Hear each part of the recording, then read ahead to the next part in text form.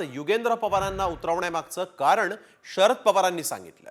त्यावर अजित पवारांनी नाराजी व्यक्त केली। त्यामुळे पवार कुटुंबातलं भांडण सपाट्यावर आलंय। पाहूयात हा एक स्पेशल रिपोर्ट। चूक कबूल करूनही माझ्या विरोधात पुतण्या। निकालानंतर दादांचे काकांवर आरोप। घरातलं भांडण सपाट्यावर। राज्यातील सर्वाधिक हाय व्होल्टेज लढत असलेल्या बारामतीतून अजित पवारांनी पुतण्या युगेंद्र पवारांचा 1,00,000 मतांनी पराभव केला। त्याबाबत बोलताना शरद पवारांनी अजित पवारांचं कौतुक करत युगेंद्र पवारांना लढवण्यामागचं कारण सांगितलं। असं नाही, कुणीतरी उभं राहायला हवं होतं त्या मतदारसंघ, त्याचा माझा डायरेक्ट संबंध। उद्या तिथे उमेदवारच उभा केला नसता तर महाराष्ट्रात काय मेसेज गेला असता। त्यामुळे कुणीतरी निवडणूक लढवायची गरज आहे आणि आम्हाला माहीत होतं की ही काही तुलना होऊ शकत नाही दोघांची। अजित पवार त्यांचं इकडे अनेक वर्षाचं असोसिएशन, सत्तेचे त्यांचे स्थान हे एका बाजूला आणि एक लवकर तरुण एका बाजूला, त्यामुळे आम्हाला त्याची कल्पना। मात्र यावर अजितदादांनी आक्षेप घेतला, कारण लोकसभा निवडणुकीत सुप्रिया सुळे विरुद्ध अजित पवारांनी सुनेत्रा पवारांना उमेदवारी दिली।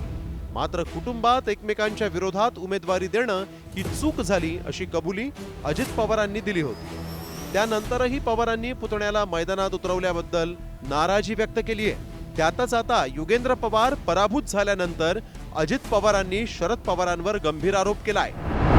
युगेंद्र धंदापाणी करणार आहे, त्याचा काही राजकारणाशी दुरान्वय पण संबंध नाही।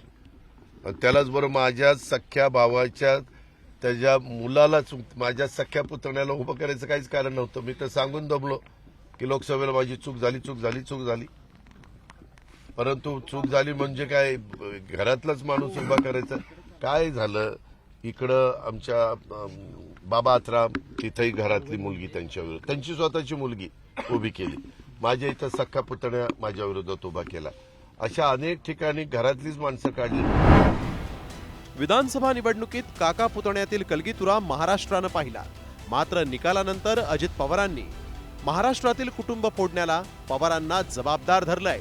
त्यामुळे निकालानंतर पवार कुटुंबातील कटुता कमी होण्याची चर्चा असतानाच अजित पवारांनी थेट पवारांवर निशाणा साधल्यानं पवार कुटुंबातील भांडण सपाट्यावर आलंय। ब्युरो रिपोर्ट, साम टीव्ही न्यूज। तर वळूया पुढील बातमीकडे। पवार एकत्र यावेत अशी चर्चा सध्या तरी नाही। राष्ट्रवादी अजित पवार गटाचे आमदार दिलीप वळसेंनी हे वक्तव्य केलंय। शरद पवार अजित पवार एकत्र येणार का, यावर त्यांनी हे मोठं विधान केलंय। असा विचार कुणाच्याही समोर आता आला नाही असंही दिलीप वळसे पाटील यांनी म्हटलंय। अजून तर काही तशी चर्चा किंवा विचार हा कोणाच्या समोर आलेला नाही आणि अजून बऱ्याच राजकीय गोष्टी घडायच्या आहेत। अजून मुख्यमंत्री निवडायचे आहेत, मंत्रिमंडळ निवडायचं आहे, विधानसभा अधिवेशन व्हायला पाहिजे। त्याच्यानंतर कोणी काही चर्चा केली तर हा विषय तेव्हाचा विषय आहे।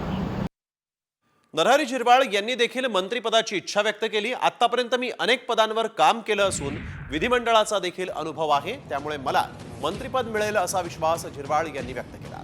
तर प्रत्येकाला आपला नेता मुख्यमंत्री व्हावा असं वाटतं, त्याचप्रमाणे आम्हाला सुद्धा अजित पवार मुख्यमंत्री व्हावे असं वाटतं, असंही नरहरी झिरवाळ यांनी म्हटलंय। मागणं ह्याच्यापेक्षा माझी कसोटी किंवा माझी जी हातोटी ती आत्तापर्यंत सगळ्या नेत्यांनी बघितलेली आहे। माझं कामकाज बघितलं असेल, सर्वसामान्यांचा फ्लो माझ्याकडचा बघितला असेल आणि माझ्यासाठी तेवढंच एक करावं ही इच्छा व्यक्त करणं काय वावगं नाही, कारण मी चौथ्यांदा आमदार झालो आहे। परंतु आमची इच्छा अशी होती, विनंती होती का दादाला एकदा मुख्यमंत्री करून पाहावं।